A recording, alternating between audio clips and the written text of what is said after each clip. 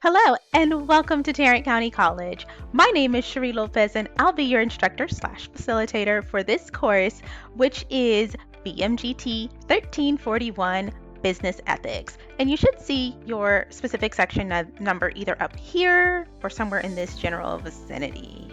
Yay! Channeling my inner Bobby from a specific show on Netflix. Yay, Bobby! Okay, so the purpose of today's video has a couple of different objectives. So number one, I wanted to give you guys an opportunity to put a face with the name that you see on your schedule. Also, I wanted to make sure everybody's able to log in, access Canvas, and locate where the materials are inside of Canvas and how they integrate inside of McGraw-Hill Connect. And then lastly, I wanted to provide you with my contact information so you know how to reach out to me if you need assistance and what our virtual office hours will look like. So buckle up, Buttercup. Here we go. We're going all the way in. Okay, so you're going to see that I have started at the Tarrant County College homepage. And if you're not familiar with how to get there, because I know some of you guys, this may be your very first semester here. I know generally speaking, a lot of times when I have students in my business courses, I tend to get second year students actually. But where you would go is you could either use like Microsoft Edge, Safari, Google, Firefox, whichever browser you have. Go on into it. Actually, I can just open it. And then our website, is TCCD. And then put D Delta, which stands for Tarrant County College District. If you just put tcc.edu, it's going to take you to another website. And then you could either bookmark Canvas. You can access Canvas right here at the top of the page, or you can scroll down. And then there's a link for Canvas Home. And where that will take you is that's going to take you to your dashboard inside of Canvas. Canvas is tied to your single sign-on. So if you already have a login to sign into my TCC track, self-service student planning, your Tarrant County College email account, all that kind of stuff, it's all one login. This is connected to that as well.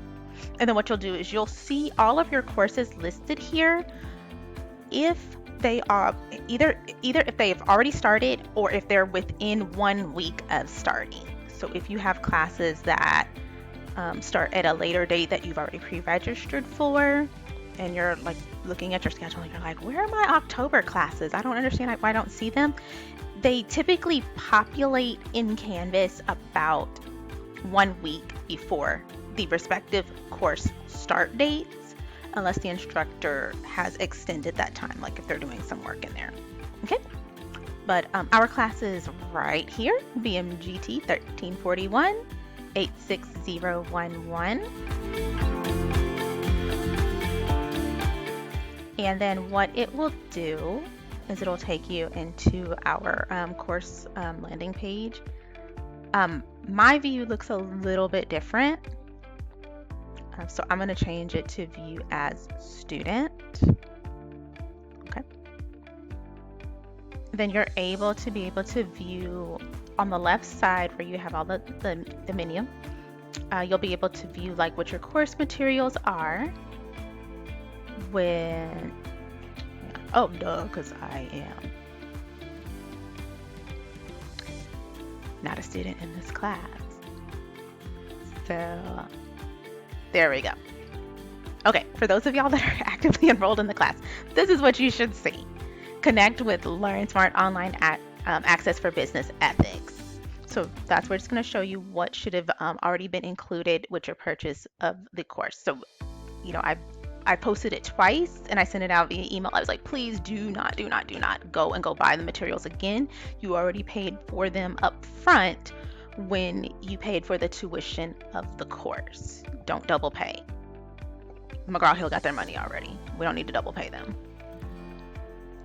Okay, and then you'll have a link that gives you access straight to McGraw-Hill Connect in case you want to go straight there. And then this is where you would go to connect it to your specific account. So it will take you in there. Mine's already been paired, but for you guys, that's where it's going to prompt you to log in and everything like that. It may still have the paywall there. I was told it would take 3 to 5 business days for the paywall to be removed. And so you may see a screen prompting you to use like the temporary access or the free trial, and that's okay. Click on the free trial. I've already reported the issue to our account manager with McGraw-Hill Connect, and they've already submitted the work order to have that that paywall removed. So if it hasn't disappeared yet, it should be pulling off by itself within the next, I'd say within the next couple of business days. If we get to the end of this week and you still see it there, then at that point, y'all let me know so I can follow up with them to make sure that that work order is still being processed. But again, do not pay again. I've already put things in place so you will not lose access to your work, and I won't, so you're not going to have to go back and redo anything. Okay? Course syllabus is going to be here. Any announcements that I need to post are going to be here. So I actually posted some even before classes started. So what how our virtual class works. So we don't have any specific meeting times or anything like that. This isn't a hybrid course where we, like my class in previous semesters, like we would meet every Saturday, and that was built into the course. This class is asynchronous, so you can log in anytime, day or night, to do your work. It's just as long as it's turned in by the due date. And I do typically let you work ahead. I cannot open the entire course ahead of time. I'm not allowed to. We used to be able to. They don't let us do it anymore. But I can open things about, I'd say maybe like 2 weeks ahead of time. So that way, if you're finished with your current assignments, if you want to go and work ahead, going into like the following week or 2 weeks out, you're welcome to do that, especially before things get really busy with your other classes. So you'll see all that here. So remember, you can check out a laptop or tablet from Tarrant County College. If you go to any of our libraries, even if you are just a fully online student, you are a TCC student. It doesn't matter whether you're a TCC Connect student, Southeast Campus in Arlington, South Campus in Fort Worth, Northeast Campus in Hearst. You're a TCC student first. You're a member of the family. So that means you can go to any one of the campuses, take your schedule with you and see if they have a device available for you to check out. So, you can do your work there at any of our labs, our library, our tutoring labs. We have computer labs on at all the campuses as well. And then you also have the opportunity to check out devices to take home. I think they let you keep them, it's been a minute. It's at least a week. A lot of times they may have you bring it back so they can, clean it up, install some updates, and then you can recheck your device like a day or two later.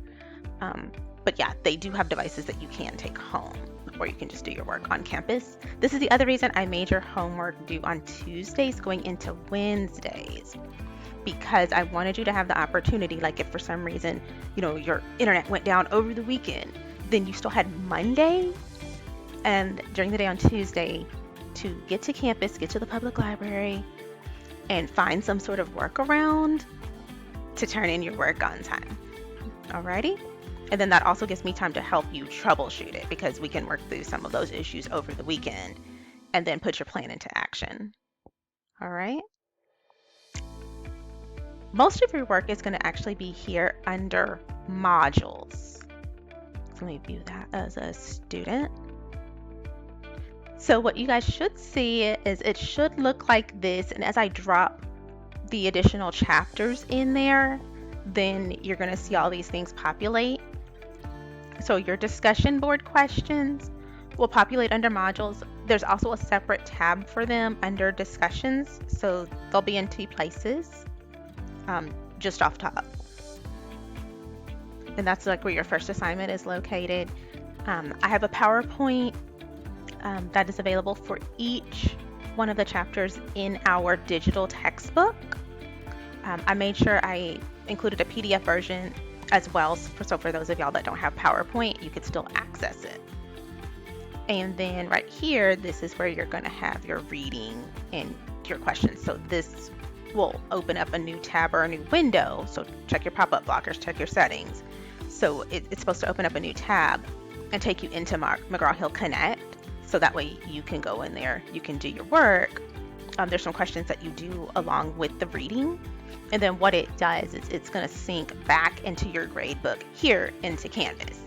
If you're looking in Canvas and you don't see your work being graded from McGraw-Hill, because that stuff is graded automatically, I need to know that, because that means I need to fix the settings on my end.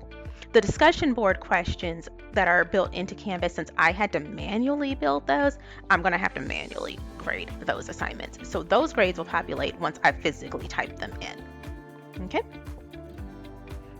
So that's what you're going to see as you click on any one of those. Some of your stuff for chapters 2 and chapter 3 is in here as well. So that way you're going to see it. I actually need to edit the names of some of these things in here. Oh, I know what it is. I didn't deploy the assignments. Okay, so I will drop chapter 2 and chapter 3 in here because I built it in McGraw-Hill Connect and I thought I released it in here. Apparently, I have not. So I will make sure that is dropped in here for those of y'all that are done with chapter 1 and you want to go ahead and start on chapters 2 and 3 this evening. Okay. So see, this is why I go through this with y'all. Okay, for the discussion questions. So this first one is just for me to kind of get a feel for who you guys are and I guess where you all are like with your educational journey.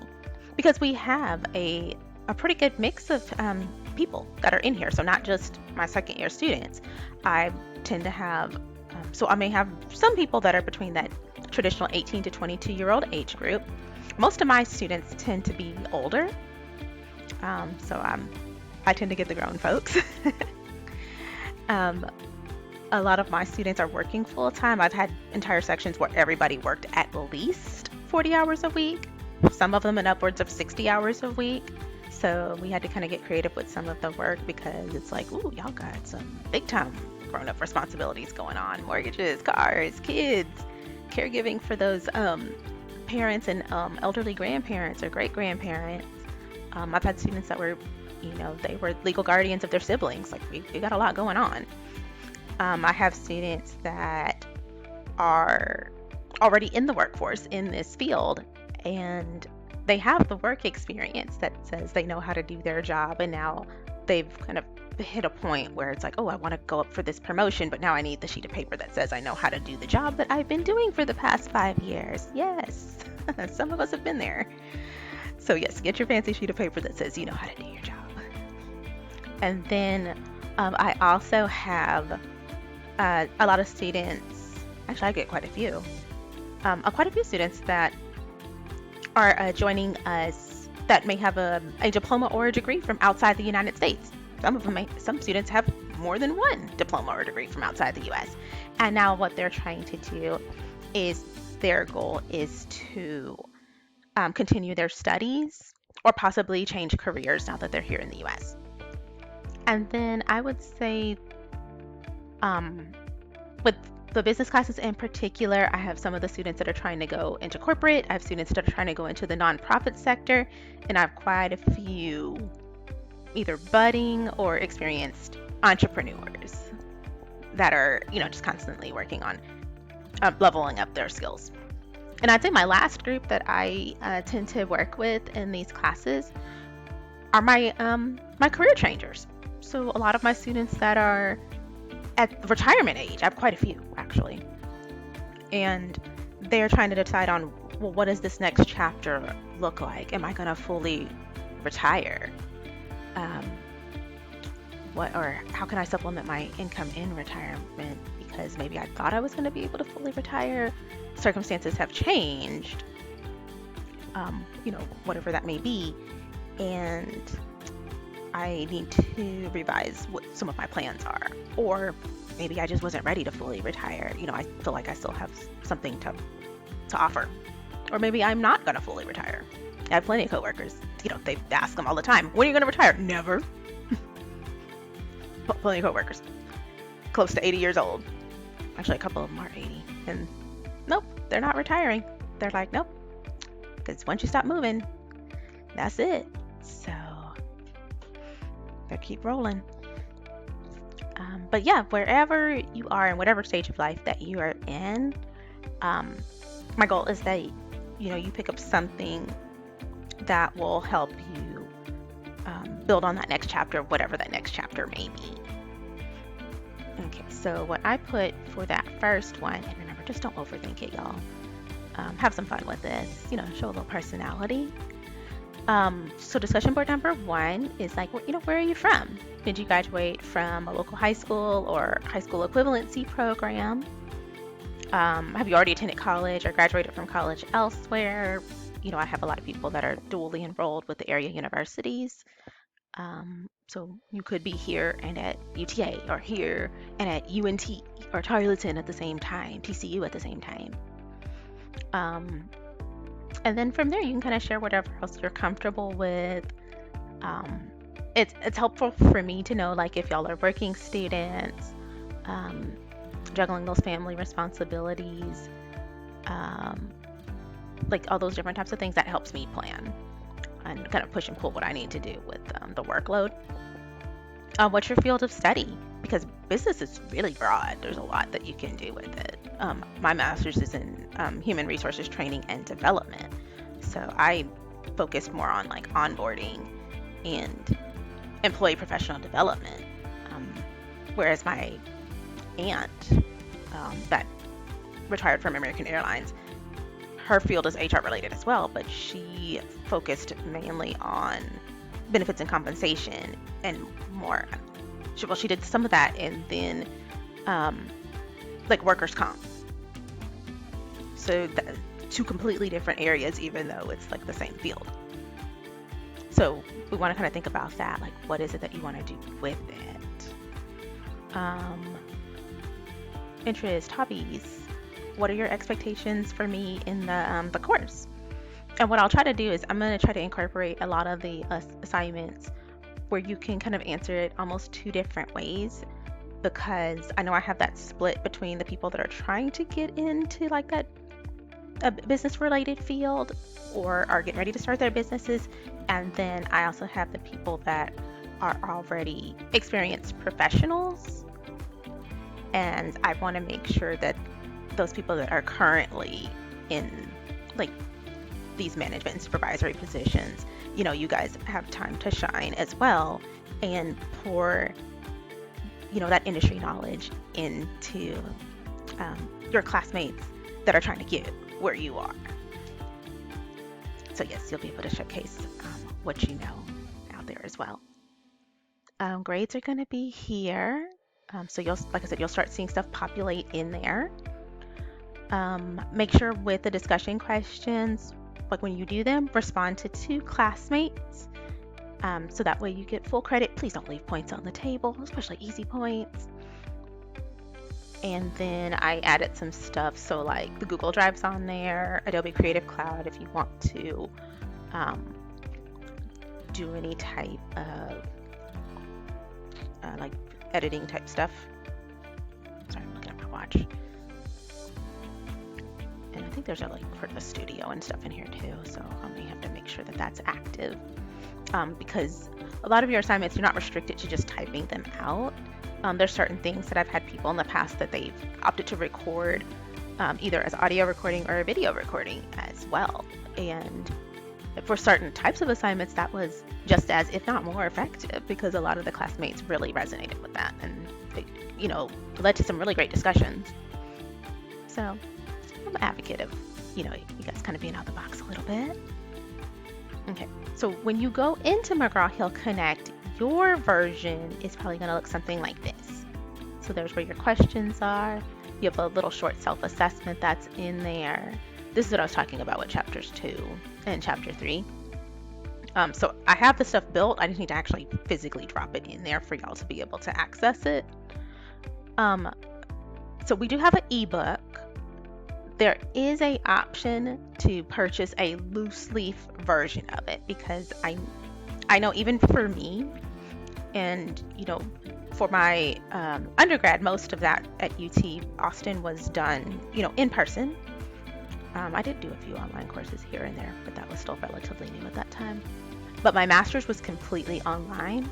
And even though it was fully online and I had all ebooks, for certain classes, I still purchased the loose leaf version when it came around for, time for midterms and final exams, because I'm one that likes to physically highlight and physically put in, my own little notes. It does let you do that in the ebook. And I think for like everyday studying, it was fine for me personally. But then I noticed just for certain classes, I was like, oh wait, I think I do better with, a printed book, but still using the ebook. So that's going to be an option for you there. This is going to kind of break down what you're going to be able to cover. So remember, we're doing 10 chapters, or we're going to get through, we're going to kind of address areas from all 10 of these areas. So you'll have a little bit of corporate culture, a little bit of marketing in there, a little bit of stuff tied to accounting and finance. And as you move forward, so you can click on it, you can go straight to your book title. I need to double check and make sure that the version of the book that y'all have is this specific version, not necessarily like the edition, but the specific version, because a lot of times they build two different types, and some of them have page numbers and some do not. Same content and everything, it's just I notice sometimes when I record videos, I reference page numbers, and people are like, where did you get that? And I'm like, wait, are you in the ebook or are you in the digital textbook? Because there's two versions floating around that I have access to. So I have to be aware of that too. So you can see I was able to highlight some content here. You can double click, you can highlight, you can add text notes, you can highlight and you can have it read to you. So if, because I do know if you've never used an ebook, it is an adjustment. It really is. But yeah, you can have it read to you if that is a more effective way for you to study if you're more of an auditory learner. A lot of this stuff you can kind of copy over and make your own notes and flashcards as well. So that paired with the PowerPoints, and then I'll do some like little short videos. I've noticed that seems to be a little bit more effective than those long, full-on chapter overviews. I've noticed classmates are, you and your classmates are typically more inclined to listen to like the little short 3 to 5 minute snippets about specific topics as you prepare for your midterm and your final project. And then toward the end, when we get to your final project, when we're looking at an ethical dilemma, you're going to pick a type of dilemma, and you will pick a specific company that you want to highlight, address what type of issue that they either have had to navigate through, or the issue that they are currently going through. How did they address it and all that good stuff. And you'll have a choice as far as doing like a project, as far as like a PowerPoint or like a Prezi's presentation. You can record it if you want to. You will not be required to record it. But yeah, you can do a voiceover. You can do it as an audio presentation, or if you want to do it in the form of a case study, like as like a short, like kind of research paper. Something short. I'm talking about like maybe 4 or 5 pages. Nothing. You don't have to do 20 pages at this level. We're not doing that. But I'd say maybe 3 to 5 pages, something like that, is probably sufficient for what we need to do. Then that's fine. So, we could be looking at things like job poaching. You could be looking at things like workplace bullying, toxic work environment, quiet quitting, the ever popular coffee badging. That's coming up a lot. All these other different little buzzwords that you're hearing about if you're reading things on all these different articles. If you're talking about maybe some things that have happened with the environment. So if you go back some years, the BP oil spill, if you want to profile that. Um, there's so, working conditions, um, domestically as well as abroad. There's so many things you can do with it. So you guys are going to have a lot of creative freedom at the end, and I'll make sure that you have access to that early. All right, but that is going to be the gist of it. So let me go back over here. Oh wow, my light changed like dramatically. Okay, so that is the gist of what we're going to be doing in class over the next couple of weeks, so between now and the middle of October. So like I said, I am absolutely ecstatic to get to know you guys over the next couple of weeks. We'll plan on a couple of different times to meet virtually via Microsoft Teams. It's optional. I do it in the form of drop-in office hours. So instead of y'all trying to flag me down via email and we're missing each other all the time, what I'll do is I'll have specific time that I am available for y'all just to kind of pop in and ask your questions. If you're stuck on something and you're like, oh, I have writer's block, and you just need to kind of run some things by me, you'll be welcome to do that.